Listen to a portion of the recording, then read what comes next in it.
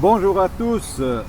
Aujourd'hui et maintenant, toujours depuis le parc de l'Indépendance de Morges, nous vous parlons de la colère. Bonjour tout le monde. Ouais, la colère. On dit souvent que c'est une émotion qui est mal aimée. Mais pourquoi ça? Pourquoi ça? En tout cas, dans mon expérience,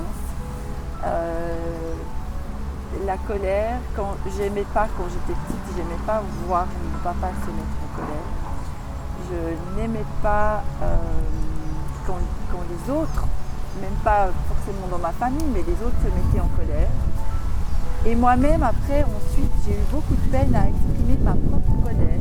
Parce qu'en fait, j'avais l'impression que si je l'exprimais, j'allais perdre le lien avec les autres, voire même perdre l'amour.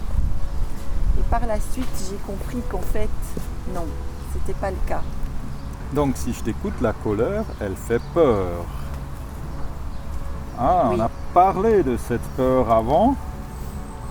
Et imaginons-nous, il y a de la colère qui nous fait peur. Donc les réactions en chaîne entre peur et colère, qu'est-ce que ça peut donner? Jusqu'à explosion, hein? Exactement. On connaît des fois que la soupape. Quand la colère, elle sort, elle explose et puis elle fait des dégâts apparemment dans les relations, dans les contacts, même dans la confiance dans l'amour, dans la confiance dans l'autre. Donc on comprend qu'on a peur de la colère. Oui, et souvent, quand il y a le mélange, comme il dit, ça fait l'explosion, c'est presque quand il y a un cocktail entre peur et colère, la façon dont elle s'exprime peut être très violente, en fait. Et du coup, une des expressions, c'est l'attaque de la colère. Et l'attaque, elle n'est pas forcément physique, elle peut être aussi verbale. Et les mots peuvent faire très mal aussi. Donc là aussi, la colère, quand elle n'est pas ressentie de façon saine, j'ai envie de dire, quand on ne va pas l'écouter pour pouvoir la maîtriser en fait, avant qu'elle sorte de façon complètement démesurée, ça peut faire des sacrés dégâts. Oui, c'est un grand mot. Moi, ça me touche. Maîtriser la colère. Qui c'est qui arrive? Et des fois, il y a un grand apprentissage pour toucher la colère sans exploser, je dirais. Et ça, on n'apprend vraiment pas dans notre vie. Souvent, on voit que les contre-exemples. Et la colère fait même des fois tellement peur que les gens font vraiment tout pour l'enfermer dans une casserole marmite à vapeur, couvercle bien fermé. Et ils attendent que quelque chose se passe ou ça se calme. Mais des fois, quand c'est tellement enfermé la colère, on somatise des choses. Et dans la série d'avant, on a entendu, il faut écouter son corps. Et souvent, les tensions qui sont au fond de nous, c'est des colères qui sont restées emmagasinées, stockées quelque part. Et il suffit d'appuyer sur le bouton et ça explose. Ouais. Ou alors on se met en victime. On se met en victime pendant des années. Et du coup, ça se retourne contre nous. Hein. On dit aussi la colère, en fait, c'est comme si on a un charbon ardent qui brûle entre nos mains, mais en fait, celui qui se consume, c'est soi.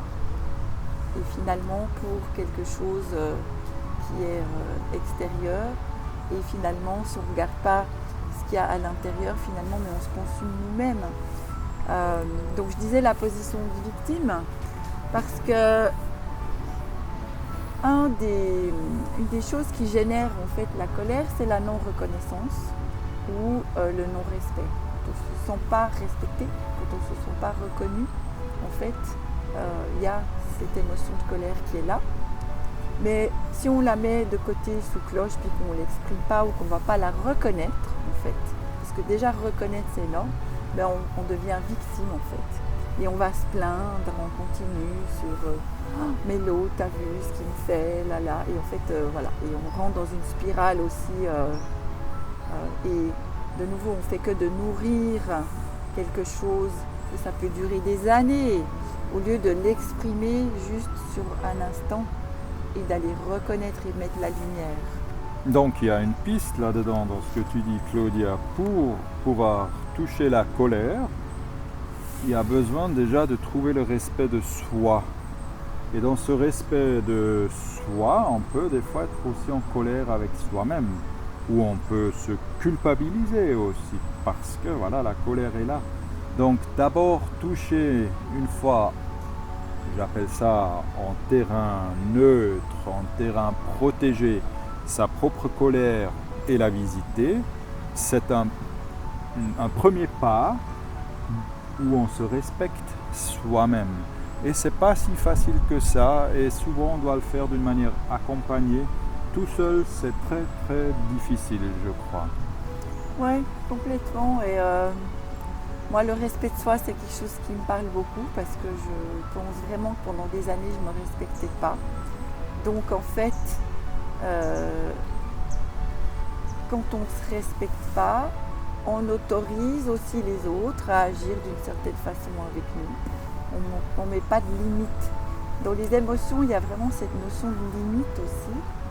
Et finalement, si je ne détermine pas la limite que je pose, ben, les autres ils peuvent faire ce qu'ils veulent en guillemets avec moi, hein, quelque part. Donc c'est un chemin aussi d'apprendre ce respect de soi. Et les émotions, la façon dont on les exprime ou pas, elles sont vraiment en lien avec ce respect. Donc j'apprends à dire non. Et des fois, il en faut de l'énergie pour dire non. Voilà. Et la colère est une énergie énorme, quelque part, puisqu'on souvent connaît les explosions, mais si on sait canaliser cette énergie et dire fermement non à quelque chose qui est du non-respect total, ça change la vie à nous et à l'autre. Et donc, c'est une énergie à apprivoiser pour notre vie, pour notre bonheur, et pas pour en avoir peur. Complètement. Et le fait de pouvoir dire non en utilisant la colère, c'est puissant. On dit aussi que la colère est une émotion qui fait grandir. Et vraiment, encore une fois, pour avoir expérimenté le fait de poser cette limite, de savoir dire non, c'est incroyable. Qu'est-ce que ça nous fait avancer? Et du coup, ça change nos relations avec les autres. Allons expérimenter. Et nous allons, à la prochaine vidéo, parler de la tristesse. Parce que pour ouvrir des portes plus loin, il y a besoin de faire certains deuils. À bientôt pour la prochaine vidéo. Bye bye. À bientôt.